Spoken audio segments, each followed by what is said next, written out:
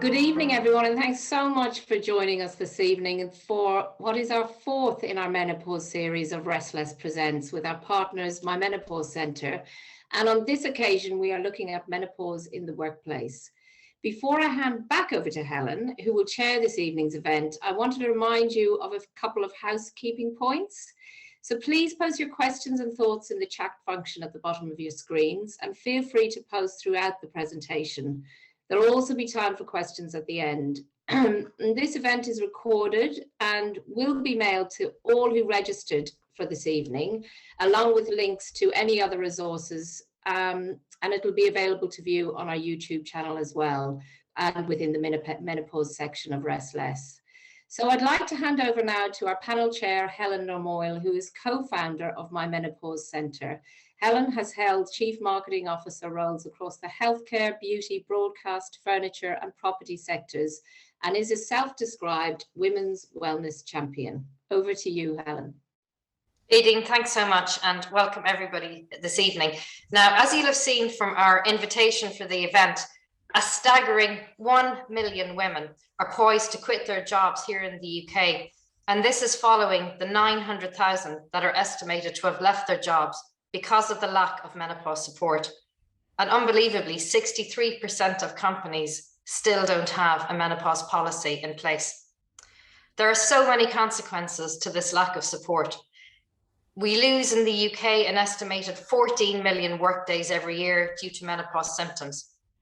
And with the menopause mainly affecting those in their 40s and early 50s, too many women are leaving work and leaving work at the peak of their careers, or they're stepping back from promotion, or they're reducing their hours or going part-time, not because they want to, but because they feel they need to, because of their symptoms. And all of this combined is clearly exacerbating the gender pay gap, the pension pay gap. It's weakening gender diversity at all levels in the organization, and it's doing nothing to attract and retain talent. I saw a recent UCL survey that estimated that women lose around 10 to 20,000 pounds in wages and pension contributions because of the impact of menopause. And this really needs to change. Now, when you look at all of that combined, it's really no wonder that menopause has fast become one of the most important and topical issues facing businesses today. There's growing recognition of the impact that it's having on talent retention and talent attraction and mental health. So this can no longer be ignored. It can no longer be not addressed or overlooked, and the taboo really needs to go. So Dr. Claire and I are really delighted to be joined this evening by two brilliant women and experts in their respective fields, Deborah Garlick and Kate Hesk. So you all know Dr. Claire. She is my very dear friend and co-founder of My Menopause Centre and clinical director of our online clinic, and go-to person for all things menopause related. And we'll come back and we'll have lots more of that from Claire. But Claire is really passionate about educating, empowering and supporting all women through the stages of the menopause transition. Deborah is the CEO of Menopause in the Workplace, and she's the author of the book, Menopause, The Change for the Better. Her Menopause in the Workplace team support employers to achieve menopause-friendly accreditation by the independent panel. And there they provide members with workshops, resources and guidance to make it easy for employers. And I've seen firsthand the impact of the brilliant work that Deborah and her team have done and do. She's organised the UK's first Menopause in the Workplace conference over 5 years ago, and we'll come back to that in a moment, Deborah. And her team have supported thousands of employers since then, including many of the leading employers recognised for demonstrating best practice. So lots of good learnings to share this evening, Deborah. Kate Hesk is the co-founder, chief people officer and head of coaching at Cognomi. She's also the organization's subject matter expert on mental fitness, that is psychological and emotional well-being. Now, Cognomi has this brilliant vision to bring mental fitness development to people wherever they are around the world through their 100 active coaches globally, working with organizations in the public, private and non-for-profit sectors. Kate and her team believe that the world is facing a mental fitness emergency. I think we see this day in, day out, and particularly the stresses of the last few years, and now COVID or the war in Ukraine on top of it, with everything that's going on. And they believe that through proactive coaching, we can create a shift to enable people to have more insight and to feel more empowered to make changes and to be able to lead a better life. And we know how important this is, Kate, to support women going through menopause. So I know lots of great, I think, thoughts and advice and insights from you on this over the course of the conversation. Now, as Aideen said, feel free to put any questions that you have in the chat. We've had some questions that were submitted in advance, and we will work through those. We'll weave them in, and we'll pick up on any questions that you have as we go through the conversation this evening as well. So, Deborah, we'll kick off with a question for you. So, as I've mentioned, you've been involved in menopause workplace training and education for the last 5 to 6 years. And I'm pretty sure you were a lonely voice in that 5 to 6 years ago. So why do you think that menopause is now so topical, even compared to 2 to 3 years ago, given that it's something that women have always experienced? It's a really good question, and you're right. If I go back sort of 6 years, the first time we organised a conference on menopause in the workplace, there wasn't a policy in the land. And we worked alongside the Government Equality Office, and there certainly wasn't any then. But 2018, we were up to 1 in 10, according to the CIPD, and 1 in 5 last October on World Menopause Day. And yeah, things are changing, and quite right. I love the quote from Anya Hindmarsh, actually, on International Women's Day, that said that the challenge of our generation is that we're very often working as hard as our dads and still trying to do the same things that our mums did.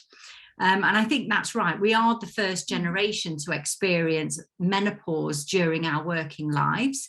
There is more menopausal women in work than ever before. The UK's population is ageing, and with that ageing, the talent pool is shrinking.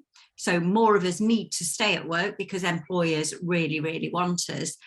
So there's lots of compelling reasons that I'm sure we'll discuss later. But I think the other thing for me is actually this is getting a lot more media attention, and quite right. It's great to see that celebrities come out and talk about it. But every time any of us on this call start talking about menopause, what we're actually doing is changing hearts and minds about this, because it really does need to change. We should probably have been doing this 20 years ago. And now we're catching up. We need to get to a place where every organisation needs to take menopause seriously.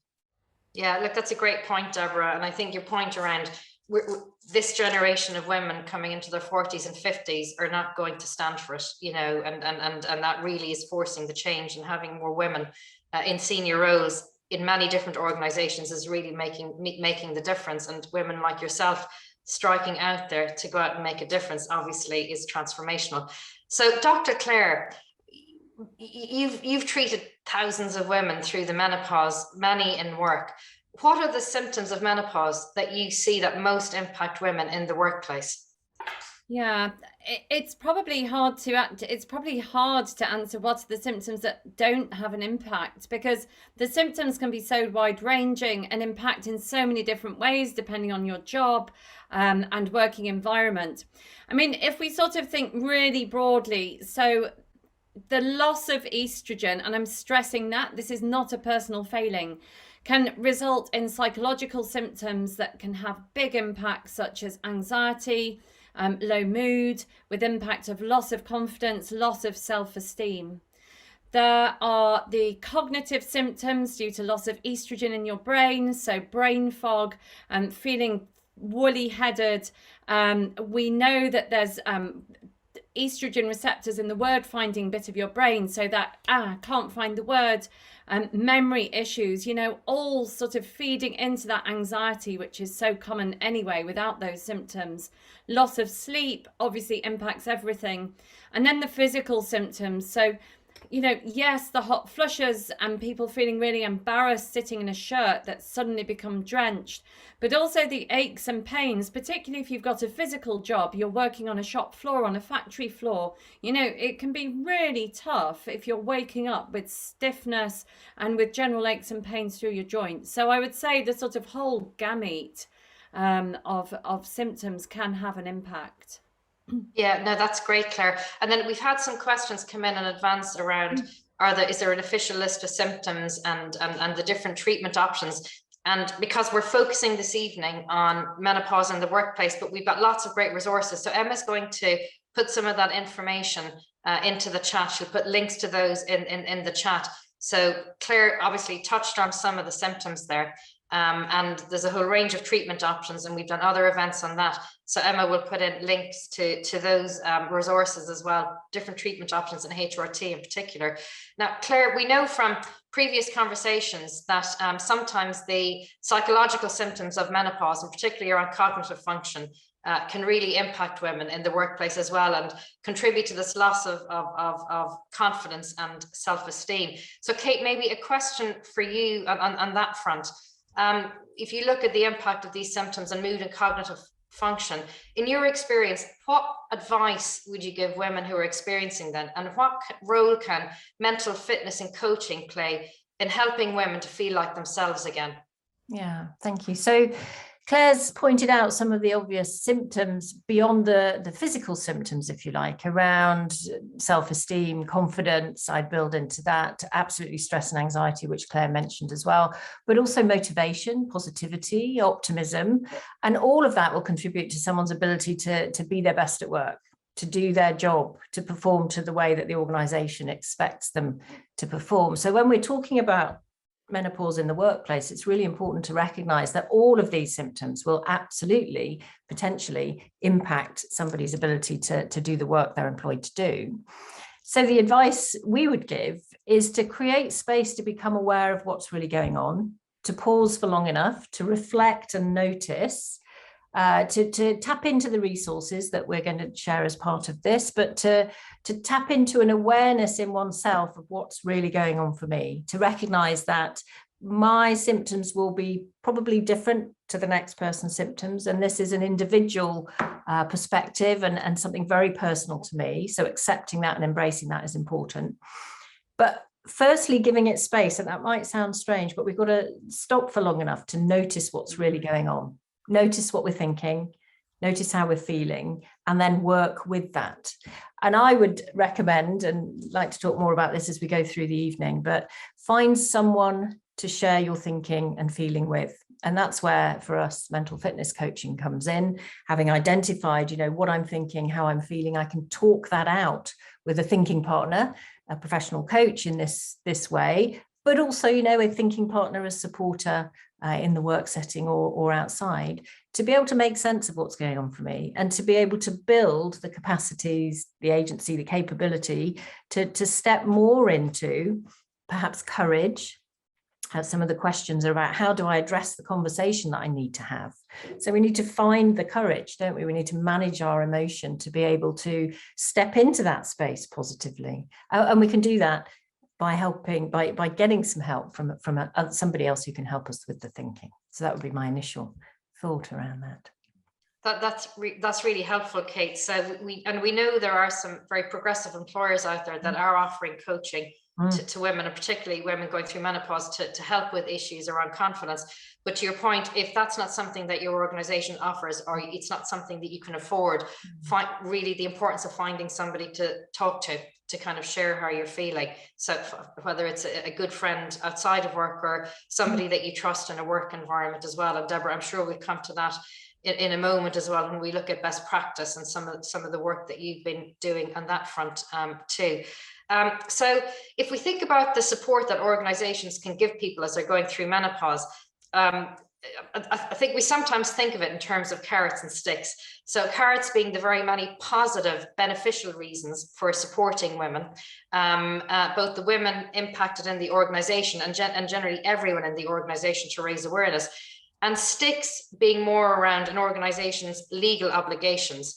And by meeting them, an organization is just doing basically following the law, which is always good practice, kind of basic practice, I would say, not necessarily best practice, but important. And it's relevant, I think, to one of the questions that somebody's put in around what about small private companies, male dominant workforces who just don't care and aren't interested and think it's just an old lady. So we're potentially more in stick territory on that front. Deborah, coming back to you, we've seen increased reporting of women taking their employer to a tribunal and winning. So very briefly, what have these organizations failed to do? How have they failed to follow the law? and how are women with menopause symptoms protected under the law as it stands today?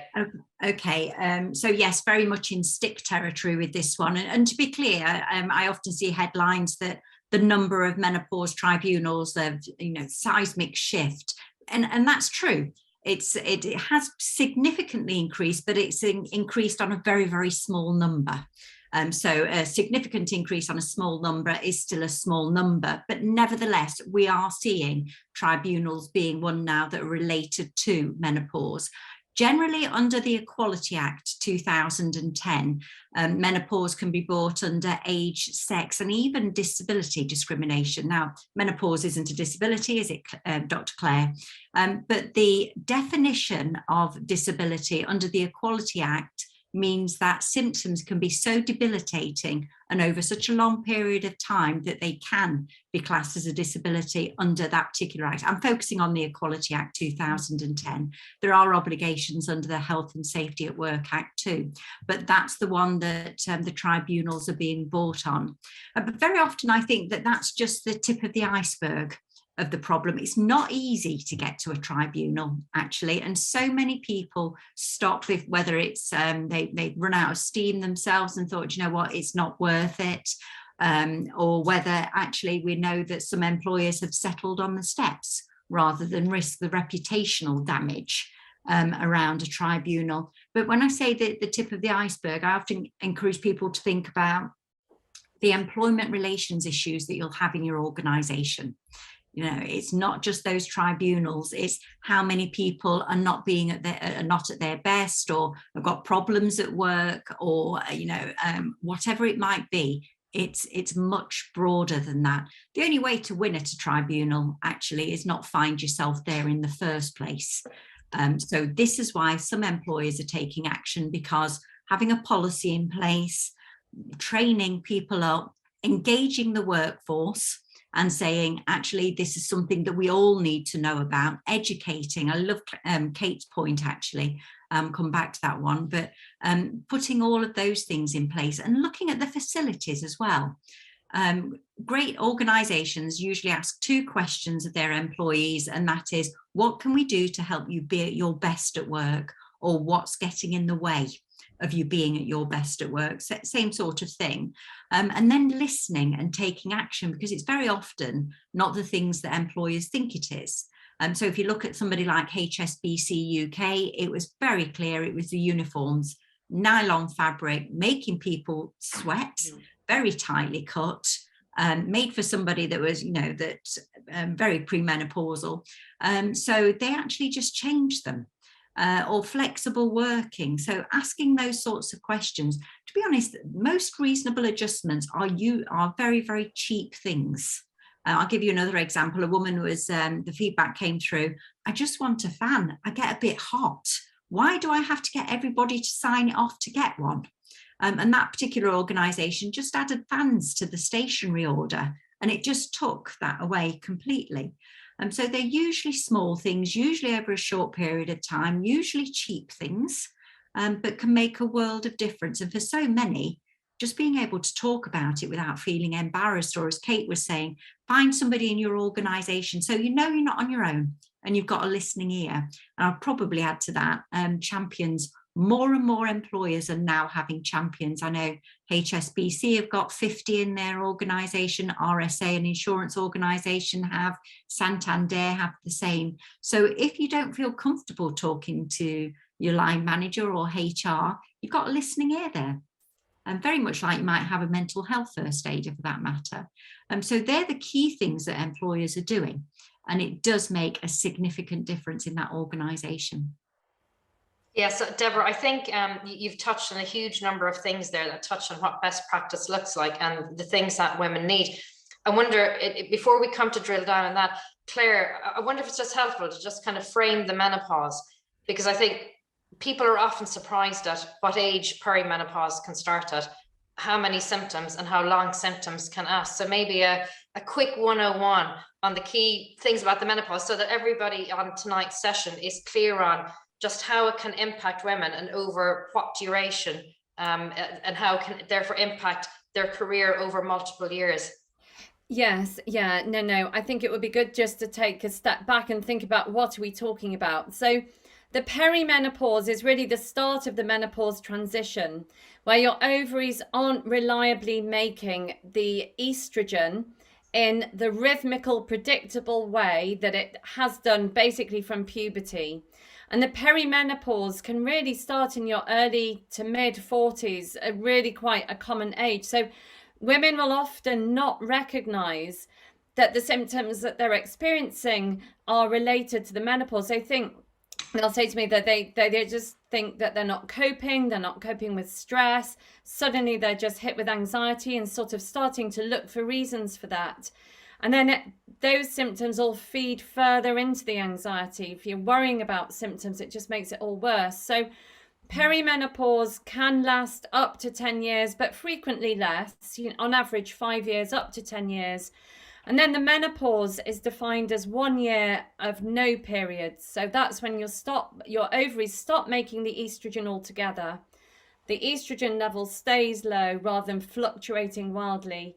And then that's really then into your postmenopausal life, which, as we know, if like women's life expectancy is up to the age of late 80s, can be up to 40% of the rest of your whole lifespan. So it's really important we understand this and get this right.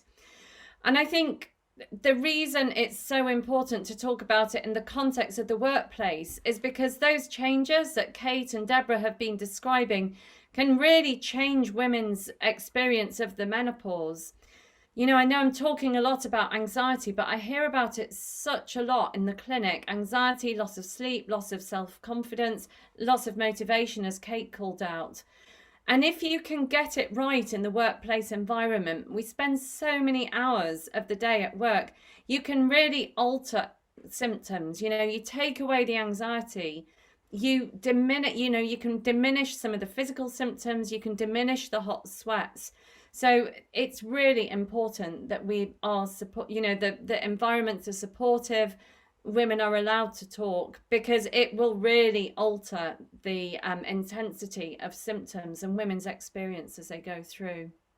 Yeah, that's really helpful, Claire. And I think one of the questions that's just come in, and I'll bring it in here now, is that clearly the benefit of having menopause champions or people talking about this as work is that you can share tips and advice. So a great question in here from someone who has brain fog, memory and concentration issues. So tips on how to deal with that. So Kate, if I start with you, any tips on if that's a challenge that you have? Any tips that you might have on that front, and then I'll come to Claire and Deborah on that, and then we'll go on to examples of best practice. Yeah, thank you. And reading the other questions that are associated with that sense of where is this coming from, I think is the question to ask ourselves first. So absolutely maybe the menopause, and very possibly is menopause. And the work that we're doing, broadly speaking, over the world right now, recognizes that lots of people are stressed, lots of people are anxious. There's a lot of lack of confidence and optimism because of what's going on in the world, the pandemic, and now the situation in Ukraine. So there are lots of things that might be impacting it. So my initial recommendation, again, would be to pause and reflect and notice, acknowledge, and recognize that this is happening. So pause for long enough to know that this is something I'm experiencing. And maybe I don't need to interpret it or analyze it or work out why just now.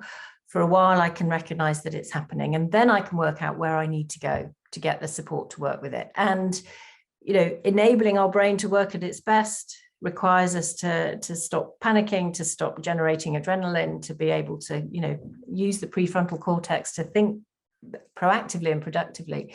So we need to manage our emotion in order to do that, and manage our system in order to do that. So pausing for long enough to calm our system down, to notice what it is that's going on, and then looking for the support to work with it. Yeah, brilliant. And I think from my own experience, I think very practically, using electronic devices or pens and paper, just post-its, making lists, I religiously take notes at every meeting, because I found going into my mid to late 40s, I just couldn't retain information in the same way I used to. So I think finding those adjustments, finding those things that work for you, but sharing your learnings and your experience with others can really help. And I know, Claire, you and the other doctors at the clinic take a very holistic approach to menopause care. And a lot of times, when you see your patients, they need to kind of get a level of stability. We're getting lots of questions in here around HRT, alternatives to HRT. Can you maybe just give a quick overview of the different treatment options that can, by doing those, it gives you the foundation? Kate just touched on some of the coaching, and then Deborah, I'll come to you about best practice and where we're seeing it and how smaller organizations, not just blue chips, can make progress in this front. But Claire, just kind of what are the foundational things that you would recommend that women think about as they look at treatment?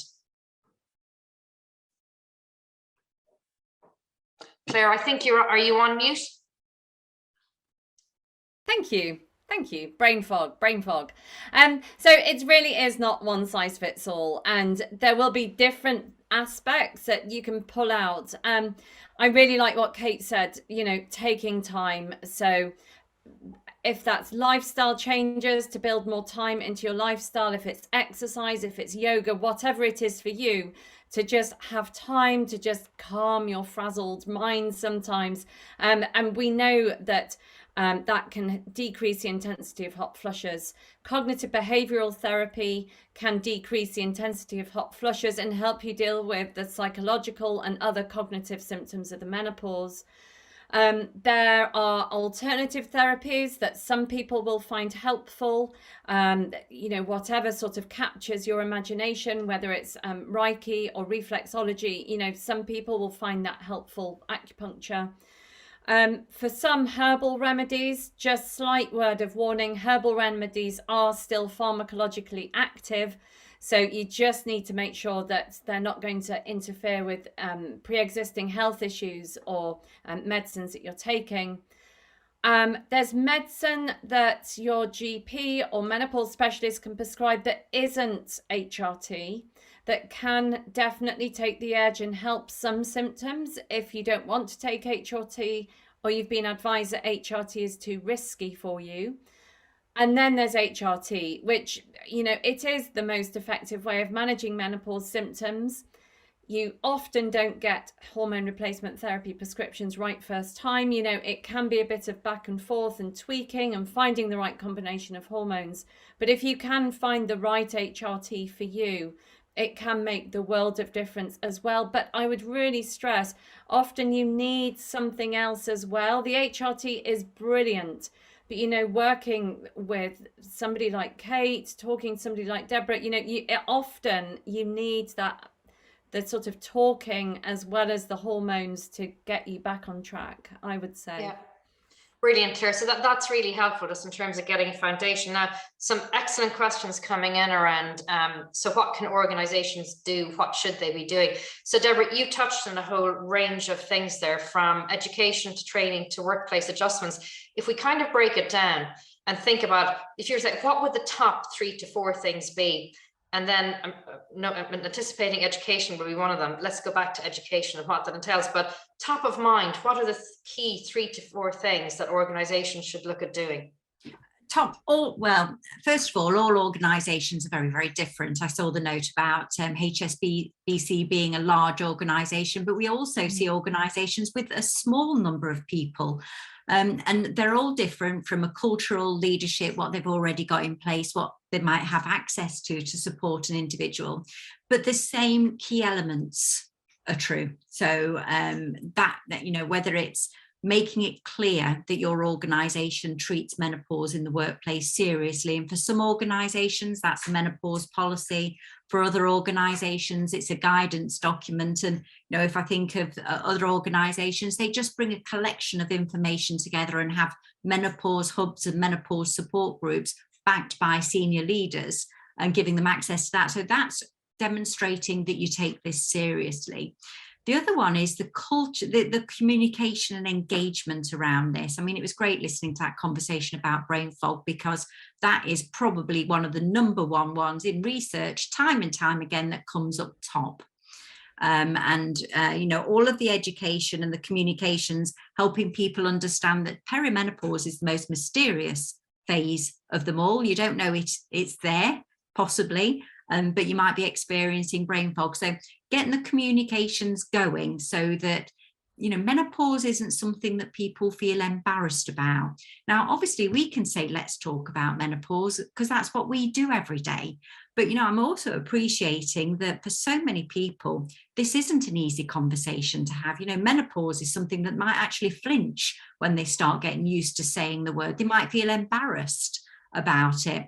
They might not think they know enough about it, so they might think that they might offend somebody. Or even culturally, in some cultures, and I know we work with organizations and sort of do menopause training in Urdu because people find it more comfortable to listen to it in their own language. So that whole communication raft, and getting to a stage where, I think it was Sadiq Khan last week that said, menopause conversations in the workplace are just normal.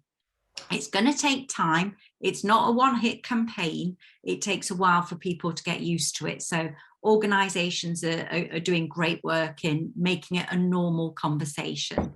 The education is key, the training, because line managers, from the years of experience training line managers, do you know what? They can feel really worried about somebody having a conversation with them about menopause.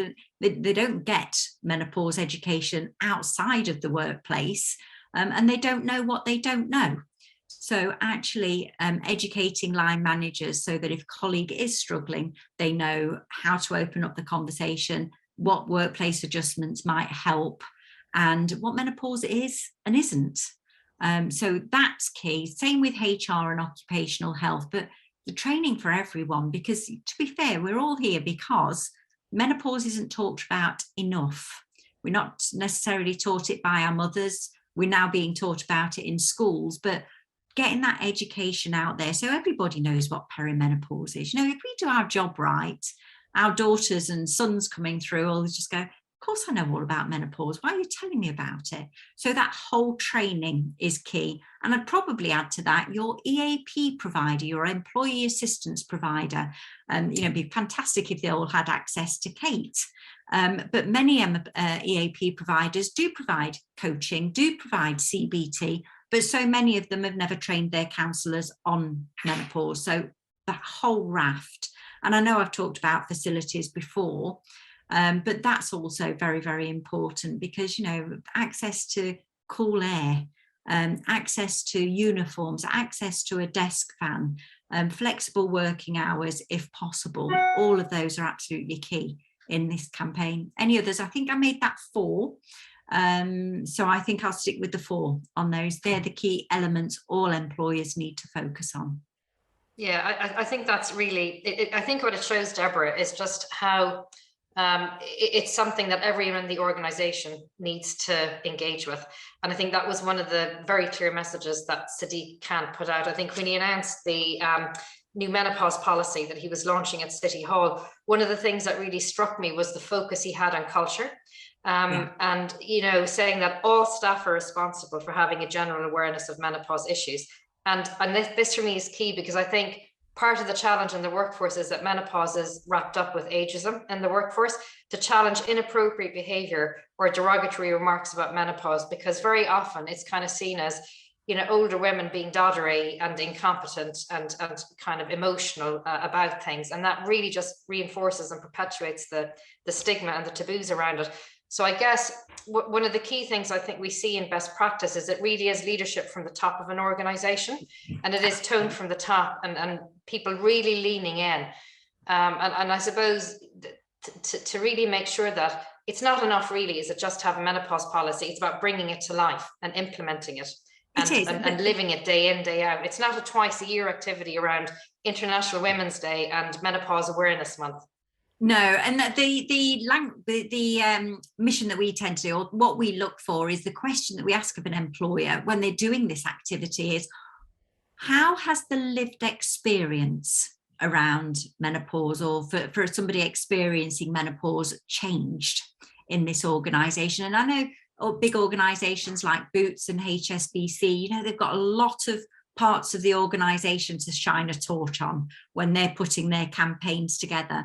But if I think of some of the smaller organisations, and I'm going to name a couple, actually the football clubs are getting on board with this. Huddersfield Town Football Club shared their plan with me the other day. Now there's something like 137 of them in that organisation. So you could pretty much bring them all into one room and do a lot of education. But again, they did the whole lots of posters around the place, few training sessions, getting everybody talking about it. Their senior leaders were talking about it. They put a policy in place. So very much the same sort of roadmap, if you like, but on a much smaller scale.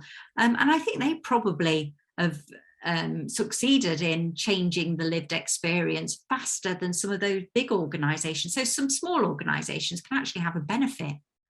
Yeah, and it's not necessarily a matter of spending a load of time and money. It's about getting on and having the conversation and creating, I think, that psychological safe space for people. We're getting lots of comments and questions around how do we bring men into the conversation. And I would add to that younger women too, because I think a lot of women under 40 don't have menopause on their radar. They're in danger of falling into it, probably like many of us have, and being completely unprepared, but also maybe lacking in understanding or in empathy for their female colleagues who are going through it, and thinking that they're not going to be like that, or it's not going to be relevant to them in the same way. So I'll open up this question to all of you. What advice would you give around the best way to get men engaged in this conversation and younger women? So I've seen global organizations, and I really get the point that somebody's made, that it's great to talk about blue chip, but let's also think about small organizations. But I'm going to start with the global. We've worked with global organizations where men on the board have acknowledged that they would like to be able to support not only women in their organizations, but their own female partner at home by understanding more about menopause. So where people are prepared to step up to that and take that into policy and into an organization, into the strategy, is fantastic. And I think where that isn't happening is very often because of fear.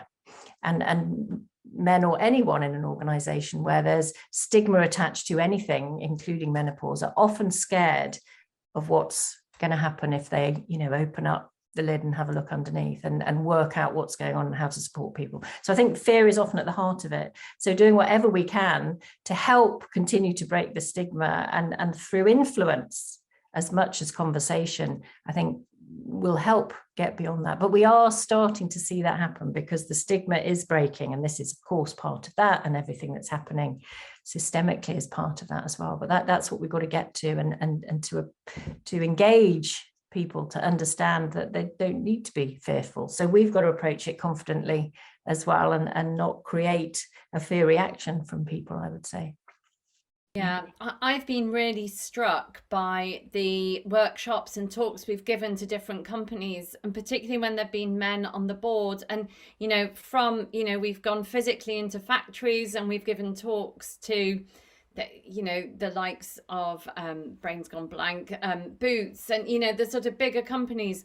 And I think at every level it's been opening the conversation. Would you agree, Helen? It's been educating. It's just sort of removing, it's almost, it is demystifying it, isn't it? It's not this funny thing that's happening, that this is the reason, this is what's going on physiologically and biologically, this is why there are symptoms, and this is what we can do about it. It really is taking the lid off and demystifying the whole thing so people feel more comfortable, I think, talking about it. I've been struck by the reactions that we've had, actually, opening that conversation. Deborah, how about your perspective? I would say don't make assumptions that men aren't interested, because that does lead to the fear. And yes, they are interested. And if I think of the very first organisation, which is Severn Trent, I can share this because they did go public. The HR director, female, came to the very first conference, and she said to me at the end, "How do I get them talking about menopause? All the men on the board are male, and here I am, a woman of a certain age, going and talking to them about menopause and saying this is something we're going to need to take seriously. They're going to expect that from me." So we had a conversation about how she did it, and she said, I put my hands on the table and I said, "I went to a menopause conference last week," and she said, around the room, all of the men said, "Can you get me some information? My wife's got that." And those particular board members they weren't on the front row. They were on the second row at the very first, and they sent notes round to the men in their organisation, say, "I'll be there. I expect you to be too." So, you know, that was not making assumptions around them being interested. They really are. And they also make great allies because, you know, I can think of several organisations that have male menopause champions. And the thing that's great about them, and I'm thinking here of Elliot Foster at Nottingham University Hospitals, in his 30s, male, and he said, I get stopped in the corridor mostly by men. And he started running men-only sessions because that was their safe space to say, I think my wife's experiencing this, or I think so-and-so's experiencing this. How can I help? So the more you involve them in it, and the more you tailor your engagement campaigns to not the message of this affects half of us in the population, it affects all of us, half of us firsthand, the rest through our relationships. And as soon as you start on that messaging, then actually that does change the outcome. So yeah, I'd go with don't make assumptions that they are really interested. I think that's right, Deborah. And, you know, Lucinda's made a great point here. Most men want to help, most don't want to get it wrong, which was like sometimes they don't ask.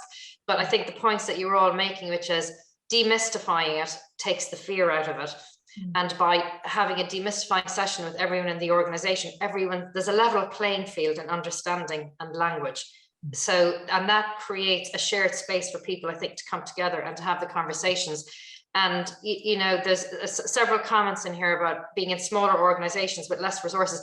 There are lots of great free resources out there that you can use. So there's our website, there's what Deborah has on her website, there's Kate's area, there's the Chartered Institute for Personal Development. And we'll send those links out so that you can find those free resources that you can use to create your own deck and your own kind of session, so that you don't feel, you know, the support is there, and we can help you find it. So that if you are in a smaller organization and you are on tight budgets, there's still a lot that you can do yourself, but not assuming anything is key. Now, I'm going to present a counterpoint.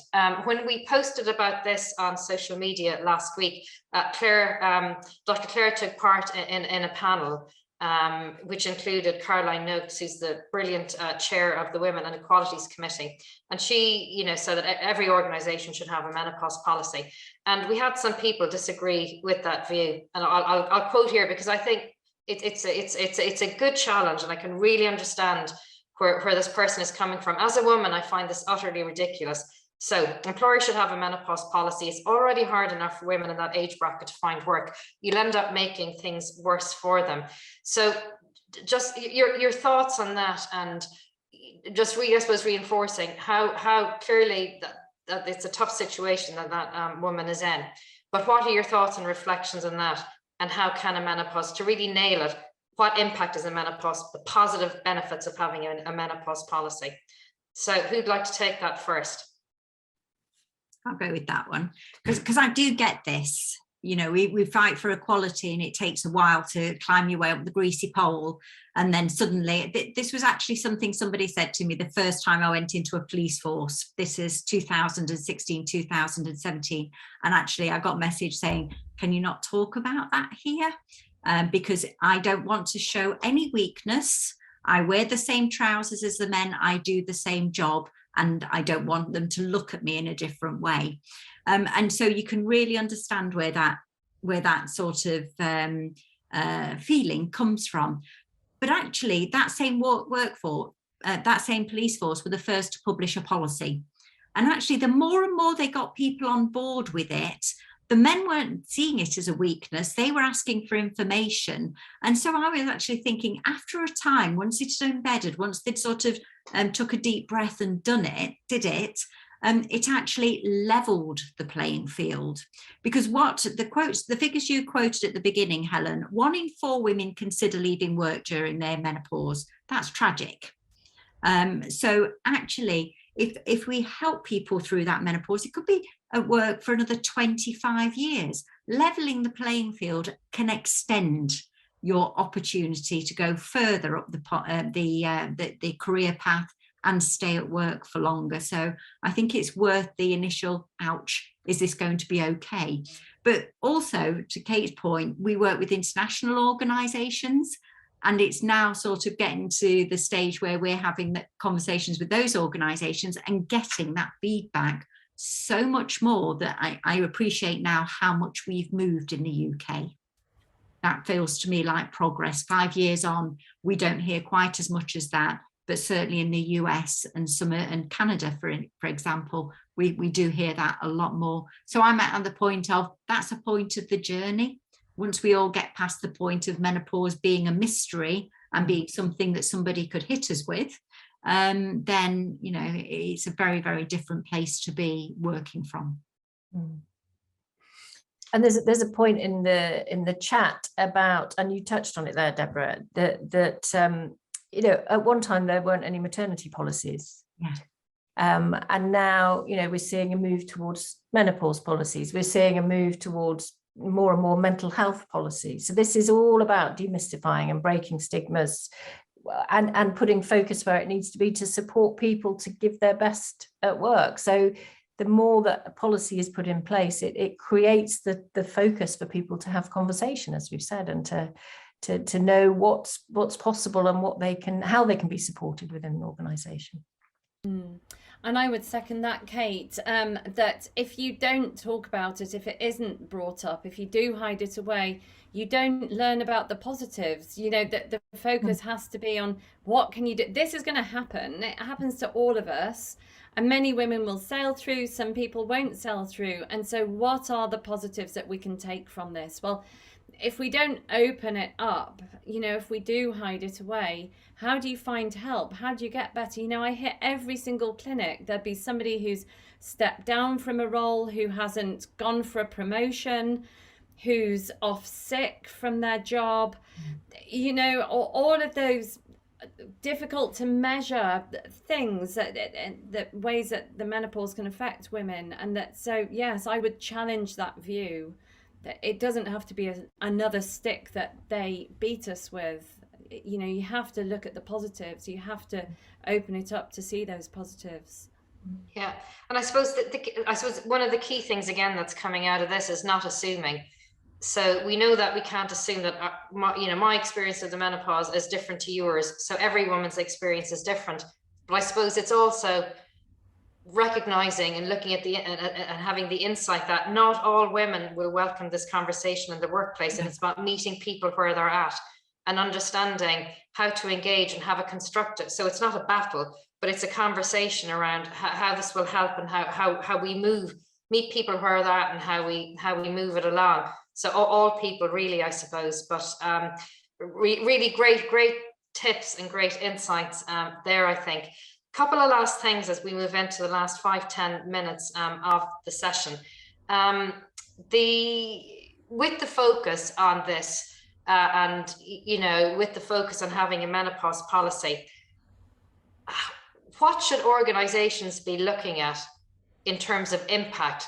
What metrics? Because you know that saying, what gets measured gets managed. So how do we make sure that we're not box ticking by, you know, because in some ways, doing the menopause policy is the easy, but there's, as I say, some brilliant tools out there that give the advice.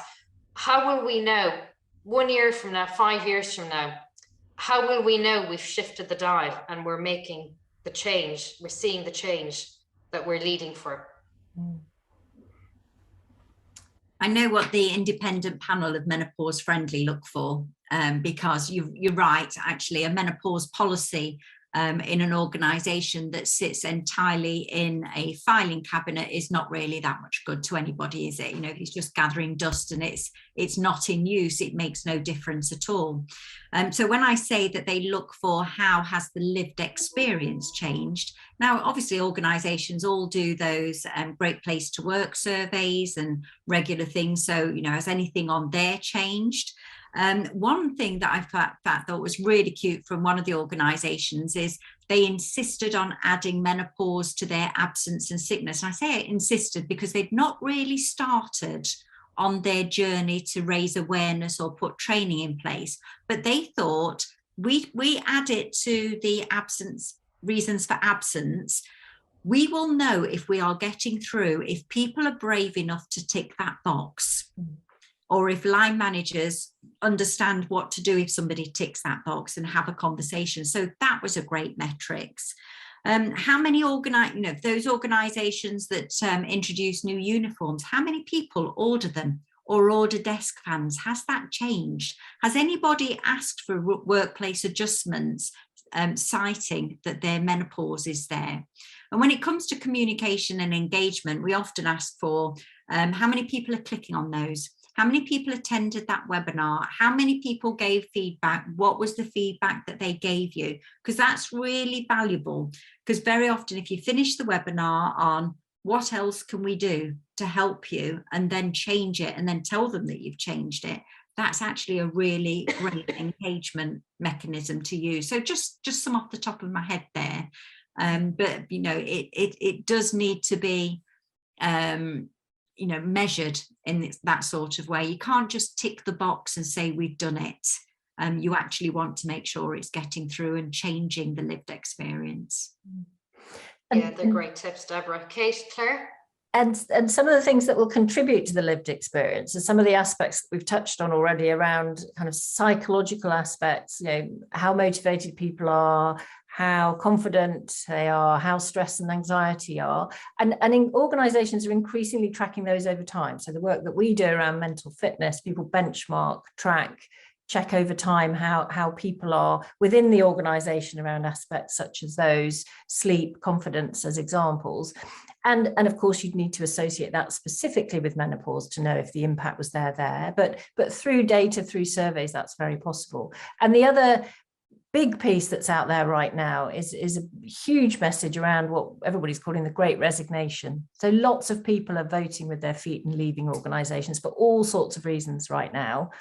And to your point, Helen, about the data and how many people are stepping out of roles, that this menopause will be a contributing factor to that, as will lots of other reasons to do with COVID. But, retention metrics that organizations can look at, what's happening around attrition and retention and through exit surveys. Why have people left? Being brave enough to include that in the exit surveys, exit interviews, what was the impact? And if menopause starts to, or the way it was or wasn't supported starts to come up, that's really important for organizations to know, I would say.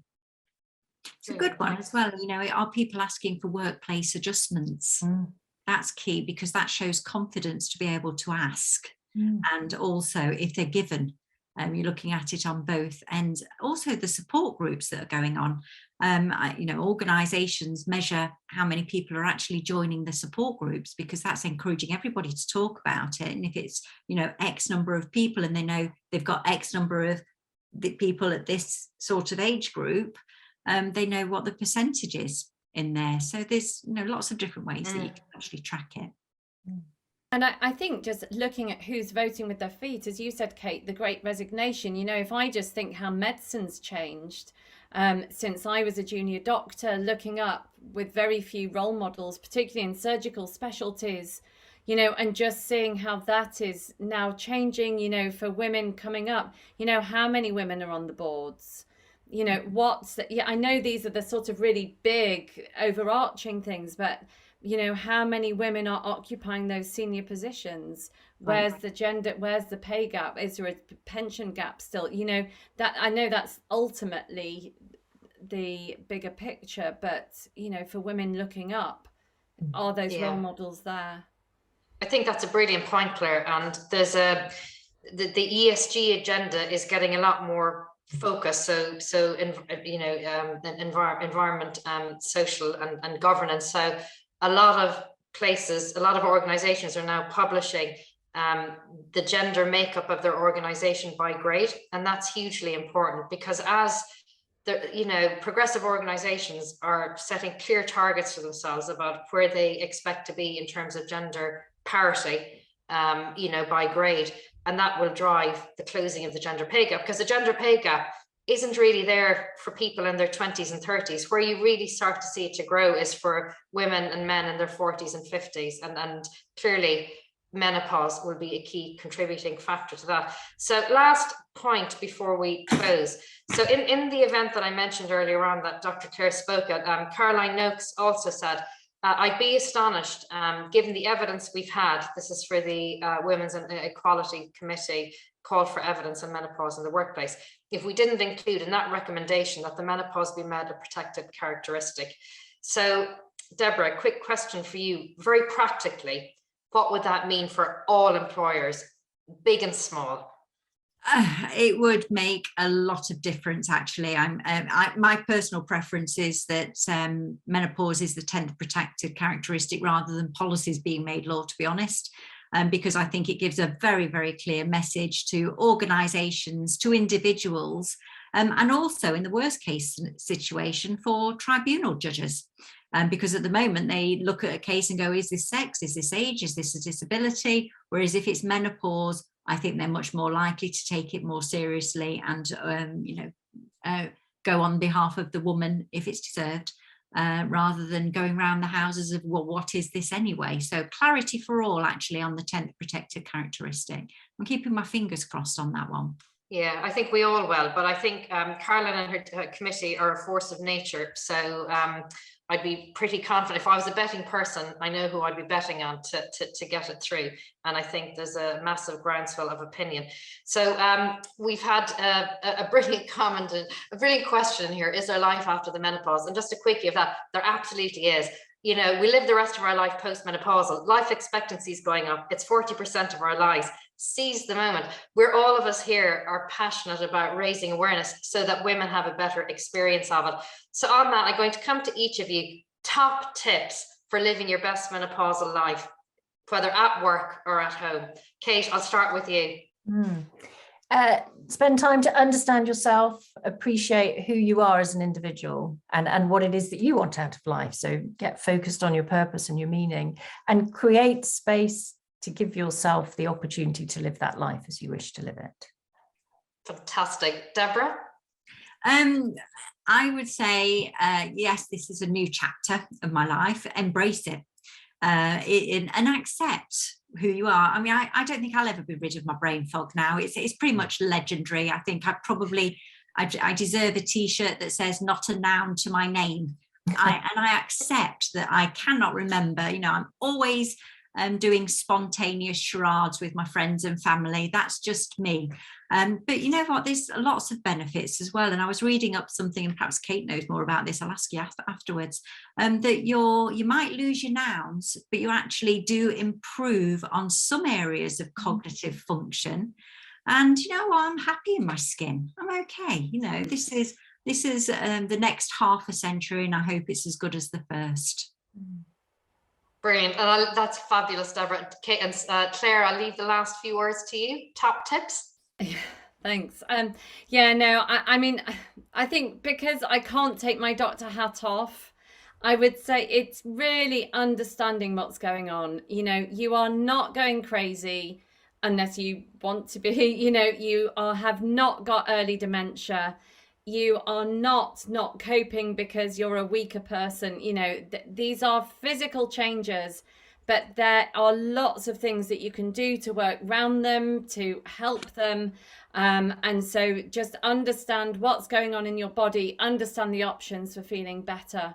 And yeah, don't look at the menopause as a personal failing, I think would be my top tip. Yeah, brilliant. And brilliant doctor tips there as well, Claire. So I think you've heard it from everyone. What's really come through is knowledge really is power. And by informing yourself about what the menopause is, the symptoms, the treatment options, what your rights are, what best practice looks like in organizations. We did some research last year, not that you should need research to know this, but the more prepared women are for the menopause, the better their experience is. You know, we are the generation that will kick ass in our 50s, 60s, 70s, 80s and beyond. And we have some brilliant women, you know, many brilliant women who've gone ahead of us. We owe it to the women who are struggling at the moment to be there, to be their voices, to be the hands that are pulling them up. So I just think the world will be a better place by women of all ages in all generations fully participating and engaging in life. That's why these sessions are so important. You know, clearly it's very clear from the questions that some people are in a really tough place at the moment. So I hope you felt the love a bit tonight of the sisterhood coming together to support each other in this. There is a whole range of brilliant free resources out there. You're not alone. You're really not alone. I suppose that's the key thing. Talk to somebody. You don't assume that people won't want to hear your story, and don't assume that your boss male or female, will want to hear your story too. So thank you so much for joining us. And I'm now going to hand back to Aideen to close tonight's session. Amazing advice, and thanks so much for just such an amazing session tonight. It feels like there's so much more we could cover here too. So just once again, a reminder that we did record the event this evening, and a link will be mailed to all who registered, and also links to all the other resources that were shared on the chat function as well. It will also be available to view on the Restless YouTube channel, as well as within our menopause session of the site. If you haven't seen our previous menopause events, you can find them here too. So that's it. Thank you all so much to our partners, My Menopause Centre. Thank you so much to the amazing panel, and of course to all of our members, and to everyone else for joining and for all the amazing questions and comments. Enjoy the rest of your evenings, and good night.